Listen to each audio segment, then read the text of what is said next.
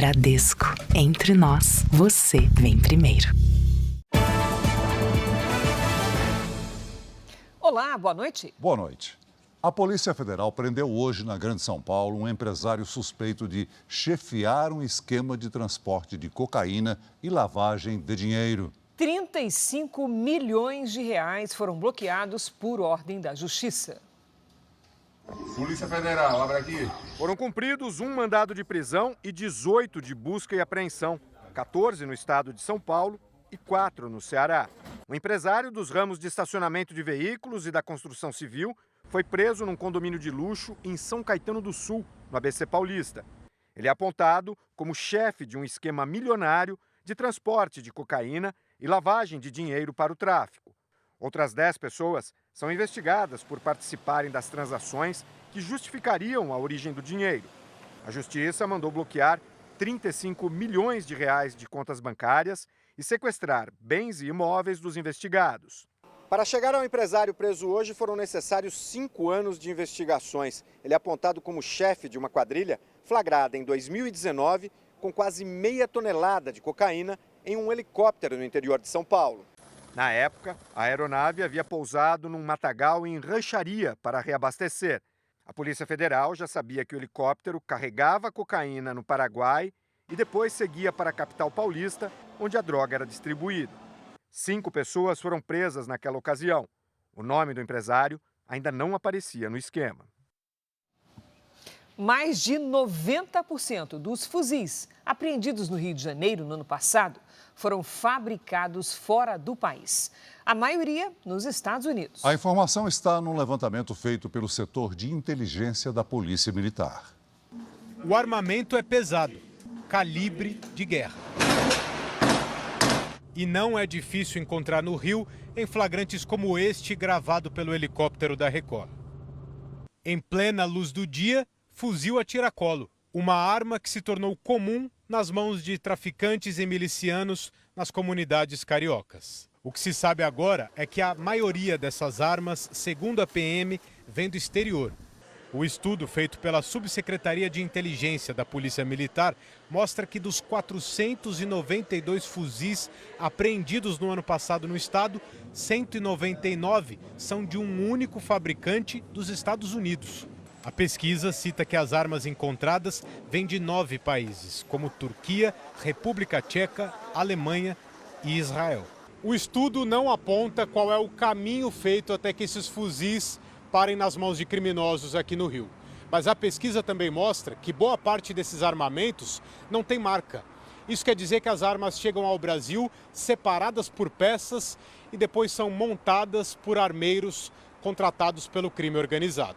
A quantidade de fuzis apreendidos, nós não estamos falando que eles estão ainda continuam nas mãos dos criminosos, são suficientes para armar quase 2 batalhões de uma tropa regular.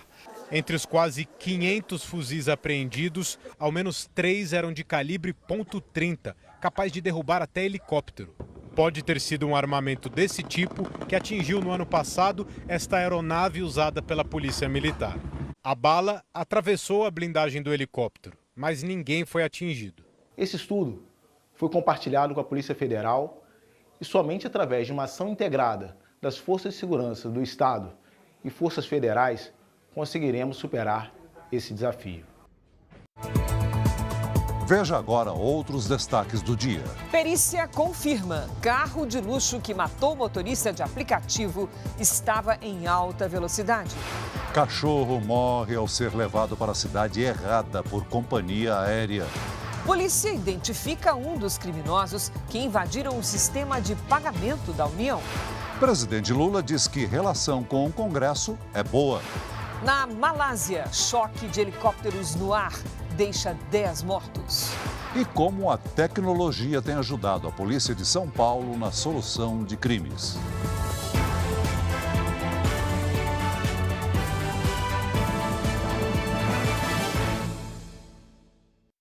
Oferecimento Cartão Bradesco. Suas compras podem até virar viagens.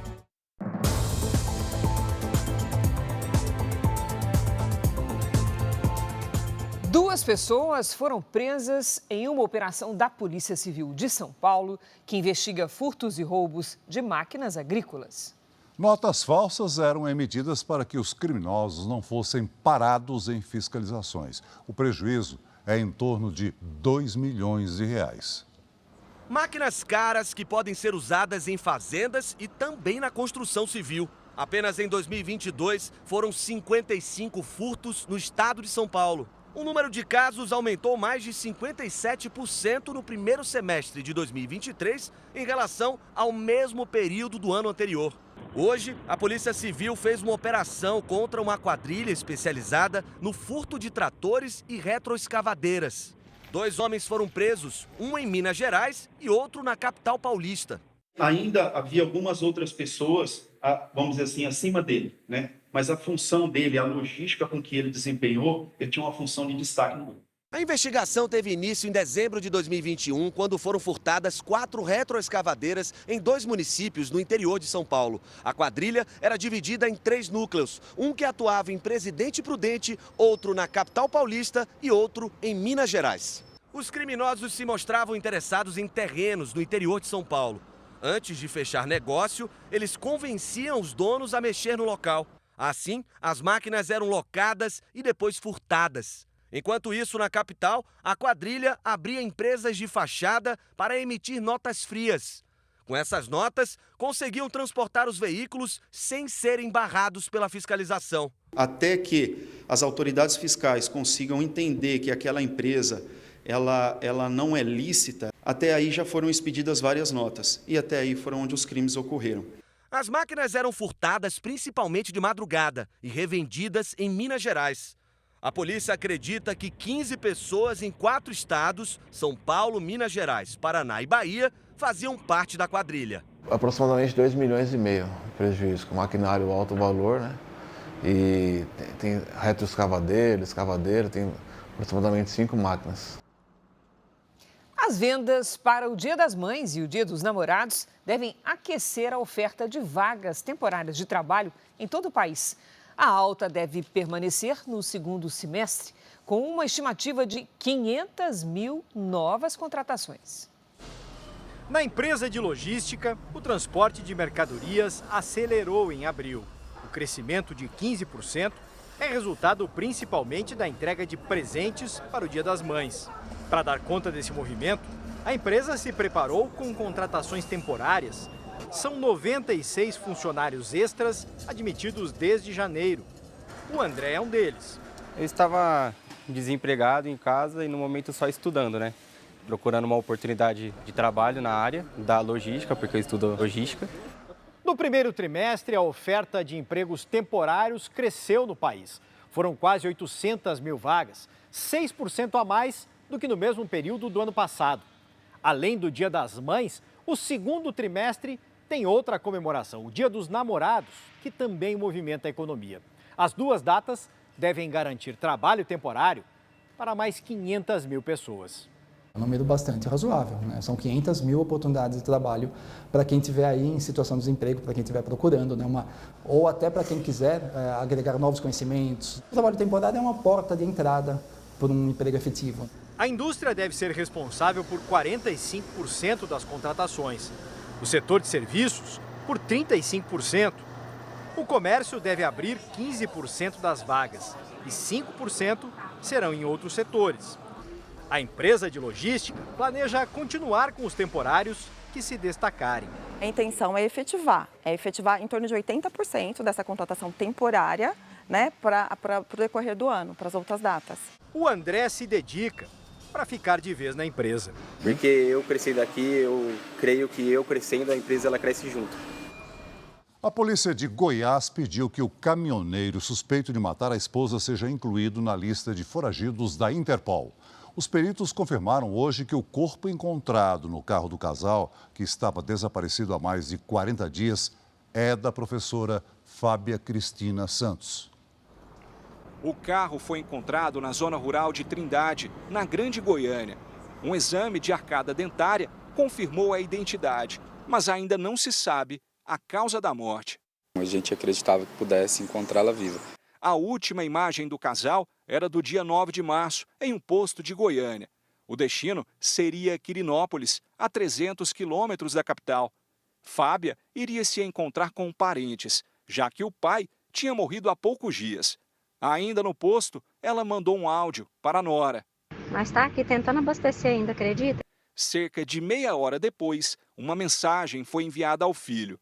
Me ajuda. E depois disso, o casal nunca mais foi visto. Fábia nunca iria de livre e espontânea vontade com o Wander, muito menos fugir com ele para outros locais, sendo cúmplice de um crime que ele teria praticado anteriormente. Durante as investigações, a polícia descobriu que o marido de Fábia, há quase 30 anos, usava uma identidade falsa e que, em 96, ele teria matado 2 pessoas. Além de foragido pelo duplo homicídio, na década de 90, o suspeito vai responder agora por feminicídio. A polícia também pediu a inclusão dele na lista de foragidos internacionais. Os mandados foram expedidos em nome de Wander José de Jesus, identidade que ele usava, e Douglas José de Jesus, o nome verdadeiro. Segundo a polícia, Fábia era vítima de violência doméstica. Para os filhos, a mãe dizia que era uma queimada de taturana. E passava um gel e dizia que estava medicando, e enfim. E é só para uma irmã, ela falou que era uma agressão. Salvador está em estado de alerta para novos temporais. Antes mesmo do fim do mês, a cidade já teve o abril mais chuvoso em 28 anos. Apesar do grande volume de água, um sistema de monitoramento da chuva tem ajudado as autoridades. Idelma ainda não conseguiu voltar para casa desde que um barranco atrás do imóvel dela deslizou durante a chuva forte. Já são 7 dias morando de favor na casa de vizinhos. A situação só não foi pior porque a sirene de alerta contra deslizamentos disparou. Eu não pensei em tirar logo de imediato móveis, nada disso. Só chamei meu filho que estava no quarto em cima para descer, mandei que pegasse a bolsa com documento e saímos. Salvador enfrenta o abril mais chuvoso em 28 anos. Já foram registrados 668 milímetros, quase o triplo do que era esperado. Apesar do volume recorde de chuva, Salvador não registrou nenhuma morte por causa dos temporais. Na capital baiana, cerca de 1.200.000 pessoas moram em áreas de risco, mais da metade da população. Um sistema de monitoramento tem ajudado a prevenir tragédias. São 147 estações meteorológicas para acompanhar 170 pontos, mapeados pela Defesa Civil. Nós temos a estação pluviométrica, que justamente mensura tudo que cai de água na cidade em cada um desses pontos dispersos nos mais diversos bairros de Salvador. No Recife, por exemplo, 120.000 pessoas vivem em áreas de encostas. 27 estações meteorológicas fazem o monitoramento. Em São Sebastião, no litoral paulista, onde 64 pessoas morreram no ano passado durante um temporal, há 18 pluviômetros, equipamento que coleta e mede chuva. Na capital baiana, quando os medidores chegam a 150 milímetros de chuva, sirenes de alerta são acionadas e equipes deslocadas para os pontos de maior perigo. Nós realizamos uma série de capacitações, conversamos com as comunidades, as famílias são rapidamente retiradas dos locais de risco, vão para as escolas nesse tempo mais chuvoso. São Paulo teve hoje a terça-feira mais seca do Brasil. Vamos conversar com a Lidiane Sayuri? Oi, Lid, dias lindos, hein? Apesar do arzinho um pouco mais seco, vai piorar? Piora sim durante a semana. Cris, boa noite para você. Celso, muito boa noite. Boa noite a todos. Nos próximos dias, cidades do interior de São Paulo, de Goiás e de Minas Gerais podem registrar índices de umidade em torno de 20%. Neste momento, as imagens de satélite mostram chuva forte sobre as regiões Sul, Norte e Nordeste. Amanhã, a umidade e os ventos mantêm os temporais sobre as mesmas regiões. Na região central, tempo firme e um sol para cada um.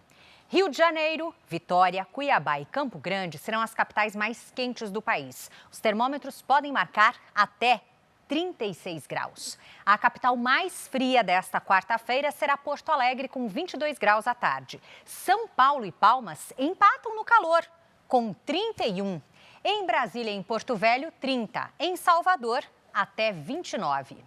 Tempo delivery para a Jana e a Gessiana. Elas são de Rio Branco, Acre. Vamos lá, Jana, Gessiana, boa noite, meninas. Semana quente, abafada e com temporais. As temperaturas não passam dos 31 graus. O Gil é de São José de Caiana, Paraíba. Gil, aqui na nossa tela, seguinte, até sexta a chuva é passageira. Os termômetros marcam ali 31, 32 graus, tá? Para participar do Tempo Delivery, basta você postar uma mensagem nas redes sociais com o nome de uma cidade e a hashtag você no JR. Cris, Celso. Valeu, Lid. Obrigado, Lid. Veja a seguir, grupo terrorista Hezbollah volta a atacar Israel. Em café da manhã com jornalistas, Lula ameniza a dificuldade da articulação política entre governo e Congresso. Investigadores identificam um dos criminosos envolvidos em fraude no sistema do Tesouro Nacional.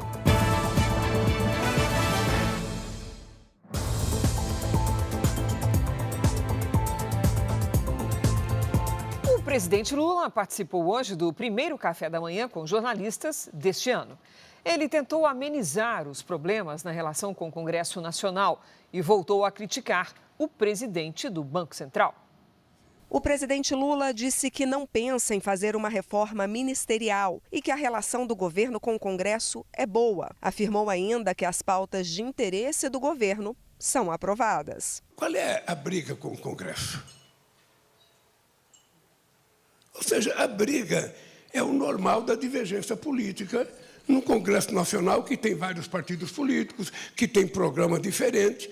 E a coisa é mais normal que quando você dê entrada com um projeto de lei, com uma medida provisória, tenha gente que queira incluir alguma coisa ou tirar alguma coisa. Mas o governo sabe que precisa desarmar algumas das chamadas pautas-bomba, aquelas que têm o poder de causar um grande estrago fiscal, como o reajuste para os magistrados por tempo de serviço, chamado de quinquênio do Judiciário. O tema foi pautado pelo Senado e, se for aprovado, pode representar um gasto de 42 bilhões de reais por ano. Tem ainda o PERSE, Programa de Incentivo para o Setor de Eventos, que, se for mantido pela Câmara, vai custar ao governo mais 15 bilhões de reais até 2026. Já o veto às emendas parlamentares, se derrubado em plenário, vai representar aos cofres públicos 5 bilhões e 600 milhões de reais. Lula confirmou que se encontrou com o presidente da Câmara, Arthur Lira, no final de semana e que pretende conversar com o presidente do Senado, Rodrigo Pacheco. Não é o presidente do Senado que precisa de mim. Não é o presidente da Câmara que precisa de mim. Quem precisa deles é o presidente da República, é o Poder Executivo. Porque cada um tem uma função, nós temos a nossa função, e quem aprova o orçamento da União são eles.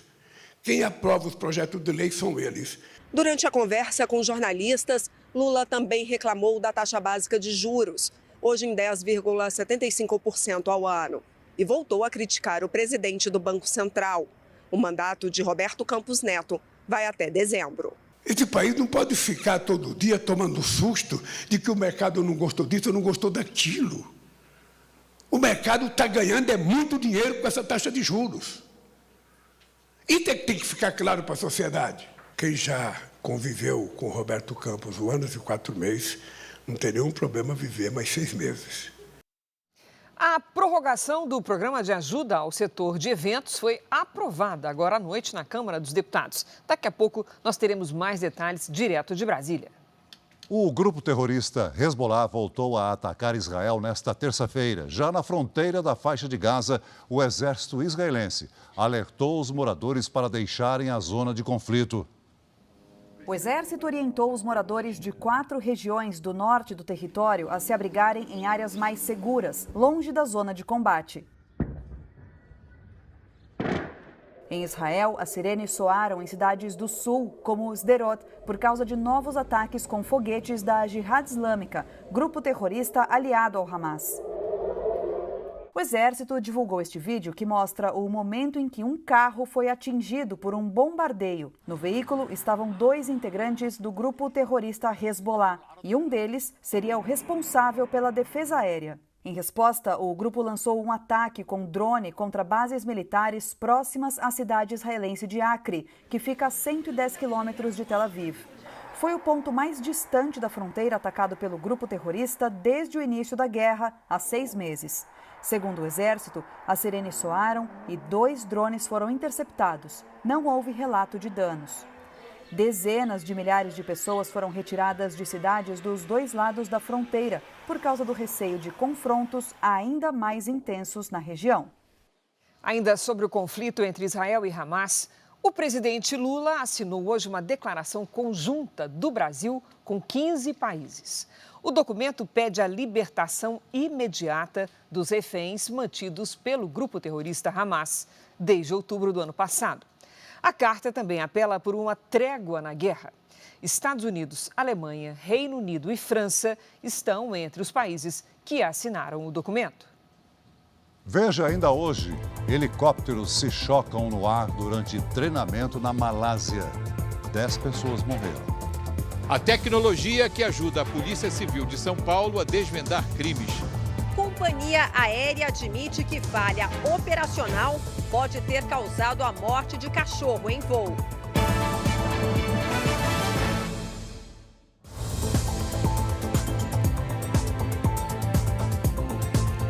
Com o uso da tecnologia, a Polícia Científica de São Paulo vem ajudando a solucionar muitos crimes no estado.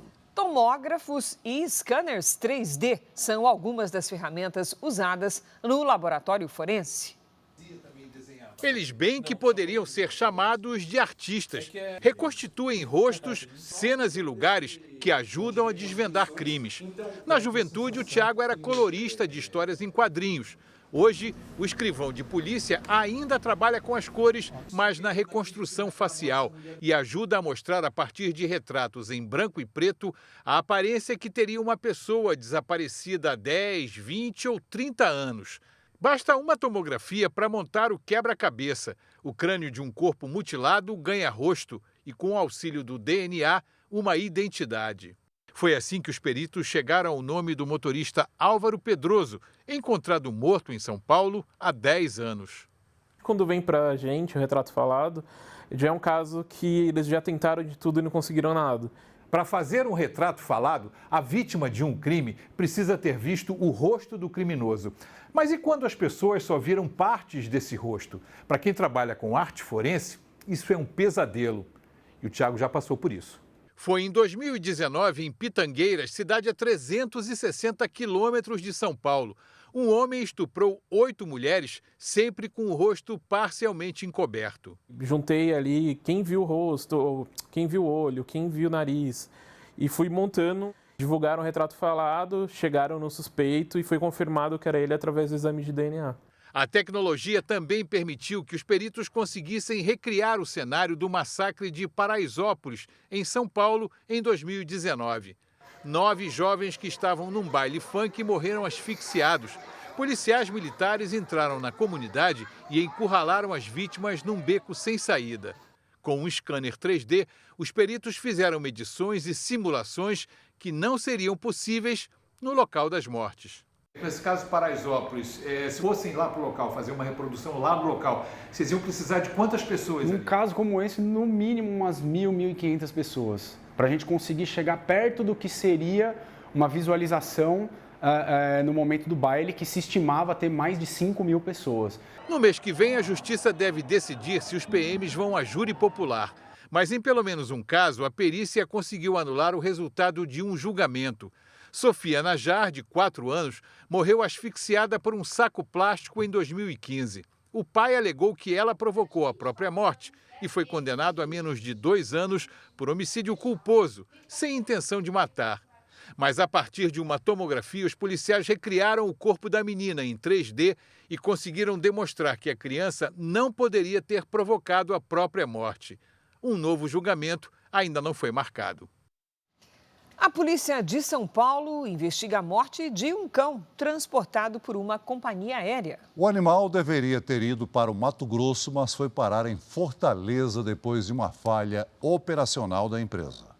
Quando o João resolveu se mudar de estado, quis levar o Joca, um Golden Retriever de 5 anos. O animal nunca tinha viajado de avião, mas parecia estar bem, como mostra o vídeo gravado pouco antes do embarque.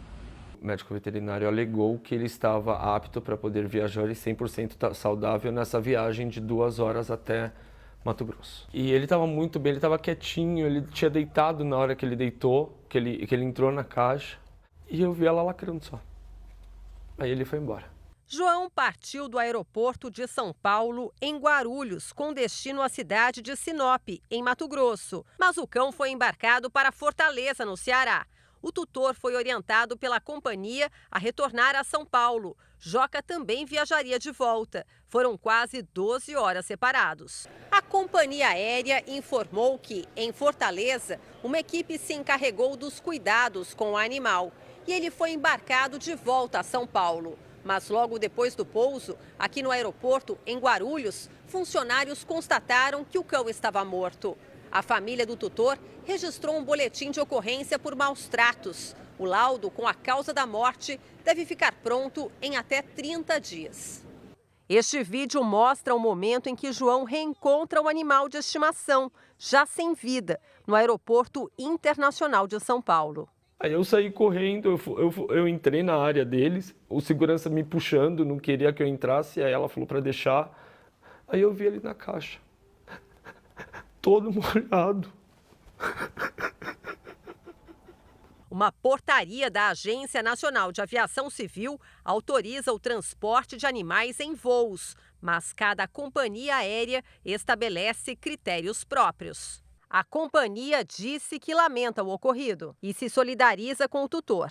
A polícia pretende ouvir os funcionários. Na caixa onde Joca estava, havia etiquetas com destinos variados, como Manaus, e também o nome de outro animal. João acredita que esse pode ser um dos fatores do desencontro que terminou em morte.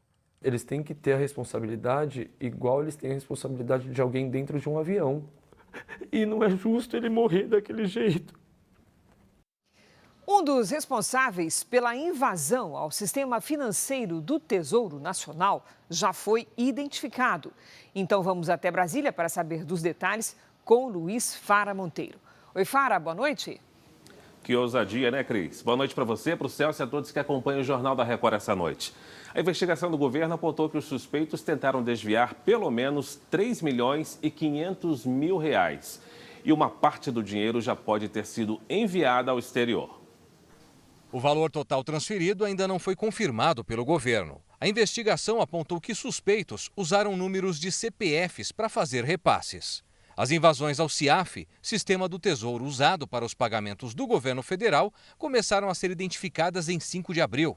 A Polícia Federal abriu inquérito para apurar o caso há 2 semanas e já conseguiu identificar mais de 200 tentativas de pagamentos indevidos. Parte das operações irregulares foi bloqueada antes da conclusão. A apuração identificou que pelo menos 17 senhas foram alteradas para a tentativa de transferência de cerca de R$3 milhões e 500 mil reais. O Banco Central investiga se parte do dinheiro foi enviado para fora do Brasil. Somente até março deste ano foram identificadas mais de 4 mil tentativas de uso indevido de dados públicos. Foram apurados quase 3 mil incidentes, contra quase 5 mil em todo o ano passado. Hoje isso é um comércio, é um negócio na Deep Web, né, no submundo da internet, onde você compra os dados crus, né, informações, credenciais, contas, que você possa usar aquilo de alguma forma. Em alguns casos, em troca de dinheiro. Em outros casos, simplesmente exposição ou ridicularização de um determinado agente. Eu volto em instantes com outras notícias direto da redação do JR aqui em Brasília. Cris e Celso. Obrigada, Fara. Até já. Mais de 100 manifestantes foram detidos hoje numa das mais prestigiadas universidades dos Estados Unidos. Desde a semana passada, protestos contra a guerra entre Israel e o grupo terrorista Hamas se espalharam por instituições de ensino superior do país. Os manifestantes foram retirados à força de uma praça no campus da Universidade de Nova York, onde estavam acampados desde a semana passada. Segundo a polícia, o grupo descumpriu um pedido da própria instituição para desocupar o local. Os 133 manifestantes foram liberados, mas terão que prestar esclarecimentos à justiça. Acampamentos contra a guerra foram montados em universidades de todo o país. Em Colômbia, na cidade de Nova York, As aulas presenciais foram suspensas até o final do semestre e serão feitas só de forma online. Barracas também foram instaladas em outras universidades renomadas, como Harvard e Yale, onde 47 alunos foram detidos ontem também por ocupação irregular. Ao mesmo tempo, estudantes judeus passaram a denunciar ameaças nas universidades e a sensação de insegurança. Representantes republicanos e democratas condenaram as manifestações e cobraram medidas mais duras contra atos antissemitas que propagam o ódio aos judeus. Durante entrevista coletiva, o prefeito de Nova York disse que o ódio não tem lugar na cidade. Veja a seguir. A aprovação de lei polêmica pode expulsar mais de 50 mil refugiados do Reino Unido.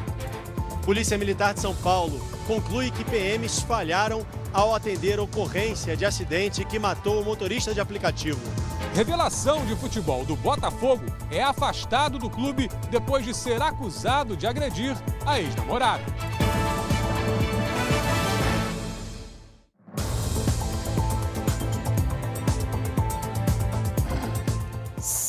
156 quilômetros por hora. Segundo a perícia, essa foi a velocidade atingida pelo carro de luxo dirigido por Fernando Sastre Filho, pouco antes do acidente, que matou um motorista de aplicativo em São Paulo. A sindicância da Polícia Militar apontou que os PMs que atenderam a ocorrência falharam ao liberar o jovem sem realizar o teste do bafômetro. A Polícia Militar entregou as imagens das câmeras corporais dos PMs à Polícia Civil 22 dias depois do acidente. A sindicância, aberta pela PM, concluiu que os agentes falharam ao não aplicarem o teste do bafômetro no motorista do carro de luxo. Você tem pena de advertência, tem de repreensão e até prevê pena de prisão, mas administrativa. A Secretaria da Segurança Pública determinou a abertura de um procedimento para responsabilizar os policiais que atenderam a ocorrência. Os laudos da perícia feita pela PM e as imagens das câmeras corporais dos policiais serão analisados agora pela Polícia Civil. Os peritos que avaliaram a velocidade do carro de luxo no momento do acidente concluíram que Fernando Sastre Filho dirigia a mais de 100 km por hora acima do limite de velocidade da avenida. De acordo com o laudo da perícia, o carro atingiu 156 km por hora antes do acidente e no momento da batida estava a 114. O limite máximo na avenida é de 50 km por hora. O acidente provocou a morte do motorista de aplicativo Ornaldo da Silva Viana, de 52 anos. Quando você supera em 50 quilômetros o máximo previsto para aquela via, você está cometendo um crime de trânsito, que tem uma pena prevista de 6 meses a 1 ano. Em depoimento, Fernando Sastre Filho disse que não bebeu e que estava apenas um pouco acima da velocidade da via. A mãe dele confirmou para a polícia que tirou o filho do local do acidente com autorização dos policiais. A namorada de Fernando afirmou que ele não bebeu antes do acidente. Já os amigos dele, Marcos Vinícius e a namorada Juliana, disseram que Fernando bebeu num jantar naquela noite. A comanda do restaurante mostra que foram consumidas 9 bebidas alcoólicas. Nos próximos dias, deve ser feita uma reconstituição 3D para ajudar a esclarecer os detalhes do acidente. O caso segue em segredo de justiça. A defesa de Fernando Sastre Filho disse que não vai se pronunciar. O jogador Cauê Rodrigues, do Botafogo do Rio de Janeiro, está sendo acusado de agredir a ex-namorada. A ex-namorada do jogador procurou a delegacia de atendimento à mulher. Antes, Isabela fez exame de corpo de delito para registrar os hematomas no rosto. Ela usou as redes sociais para denunciar o meio-campo do Botafogo, Cauê Rodrigues, de 19 anos. A estudante de biomedicina conta que as agressões aconteceram no domingo, enquanto ela estava sob efeito de remédios para a depressão. Imagino que tenha sido tapa porque foi bem intencional, mas eu fiquei meio perdida na hora, não esperava essa reação dele. Na verdade, não é a primeira vez, mas não esperava naquele momento. Segundo Isabela, os dois moravam juntos há 8 meses. Ao tomar conhecimento da denúncia, a direção do Botafogo decidiu afastar Cauê do elenco por tempo indeterminado, até que o caso seja esclarecido. Por meio de nota, o clube ressaltou que repudia qualquer ato de violência, principalmente os praticados contra mulheres. Hoje, a Justiça determinou a adoção de medidas protetivas de urgência contra o volante do Botafogo. O afastamento, distanciamento, são todas questões de maneira preventiva a evitar que um mal maior aconteça com a vítima deste caso. A defesa do jogador negou as acusações. Furtado em 2008, um livro raro sobre a fauna e a flora brasileiras foi adquirido num leilão por uma instituição privada e devolvido a um museu paraense. Curadores confirmaram que se trata de uma obra escrita no século XIX por um botânico austríaco. O valor estimado do livro hoje chega a R$120 mil.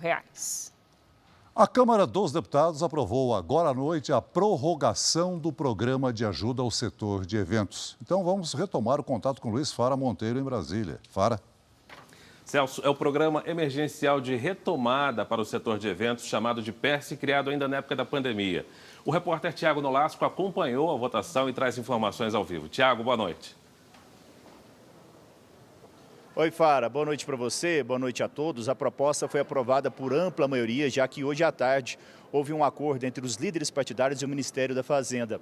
Ficou definida a redução de 44 para 29 as atividades beneficiadas pela medida e um limite de 15 bilhões de reais destinados ao programa até 2026. Também ficou determinado o papel da Receita Federal de autorizar ou não a entrada de uma empresa no programa. O PERSE prevê isenção de PIS, COFINS e também do imposto de renda das empresas do setor de eventos. O programa foi criado em 2021, durante a pandemia de Covid-19. E o texto agora, Fara, segue para o Senado. Obrigado pelas suas informações, Tiago. A Procuradoria-Geral da República denunciou a deputada federal Carla Zambelli e o hacker Walter Delgatti por envolvimento em invasões dos sistemas do Conselho Nacional de Justiça. De acordo com a PGR, Zambelli teria comandado a ação que incluiu no sistema do CNJ um falso mandado de prisão contra o ministro do Supremo Tribunal Federal, Alexandre de Moraes. Em nota, a defesa de Carla Zambelli negou as acusações e disse que não existem provas contra ela.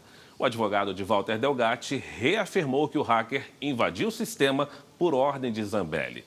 Walter Delgatti está preso desde agosto do ano passado pelo envolvimento no caso.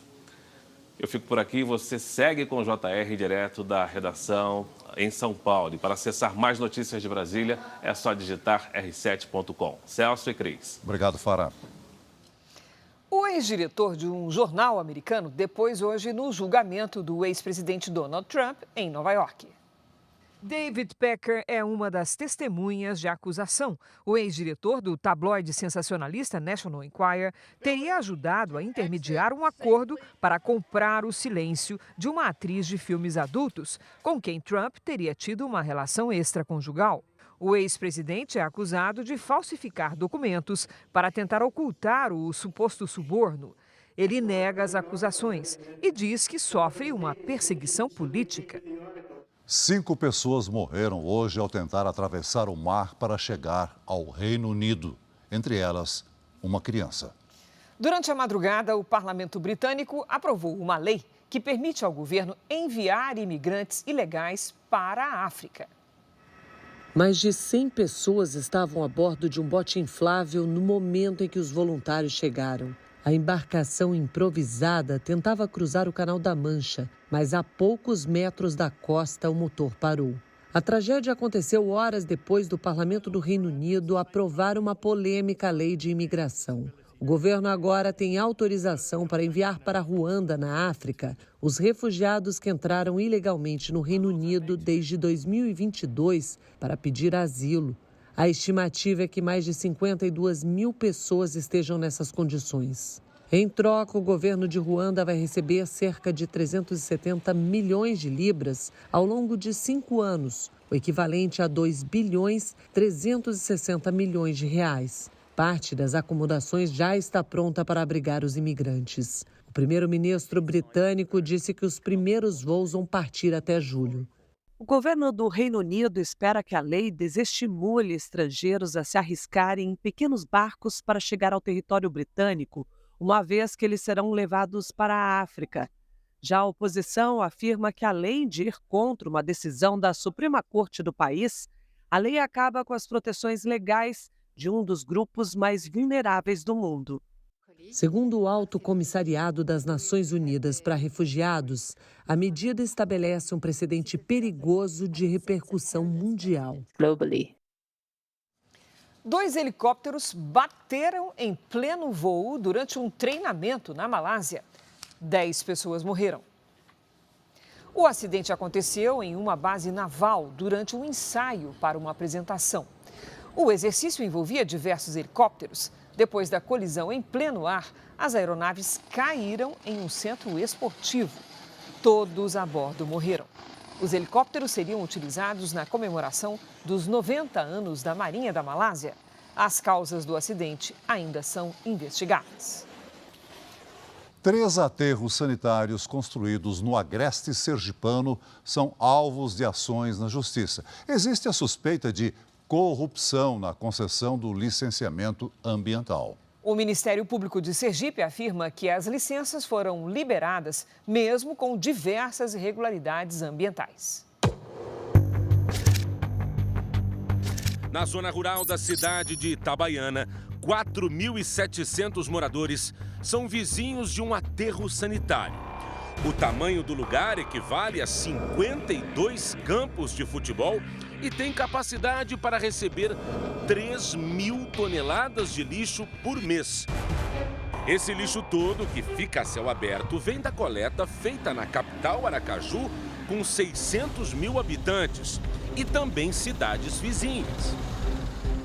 É uma aberração, a natureza e a própria comunidade que está aqui pertinho. A vida foi transformada no povoado do Rio Fundo do Ponto, que fica na cidade de Itaporanga, a 30 quilômetros de Aracaju, desde a instalação do aterro sanitário. Há cerca de 500 pessoas que vivem nessa pequena comunidade reclamam de nunca terem sido consultadas sobre a instalação de um grande empreendimento que ia impactar o dia a dia de uma pequena e pacata comunidade na zona rural do estado de Sergipe. Eu pensei até, olha, vai ter umas casas aqui, né?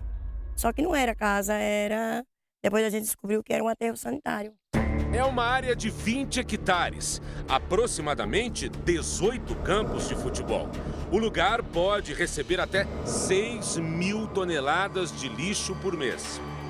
Perto dali, na cidade de Nossa Senhora do Socorro, também tem aterro sanitário, com o tamanho equivalente a 49 campos de futebol. Os 3 aterros sanitários pertencem à Torre Engenharia, com sede no estado da Bahia. A Torre é uma das empresas responsáveis pela coleta de lixo de Aracaju. Os donos são os irmãos Soraya Machado Torres e José Antônio Torres. José já foi preso em 2017 por suspeitas de corrupção numa licitação de coleta de lixo em Aracaju. O caso foi arquivado. Questionada, a Polícia Civil de Sergipe não informou o motivo do arquivamento do inquérito. O Ministério Público de Sergipe tem 3 ações civis públicas para apurar supostas irregularidades que vão desde o uso irregular da área, falta de audiência pública e até falhas nos estudos de impacto ambiental da região.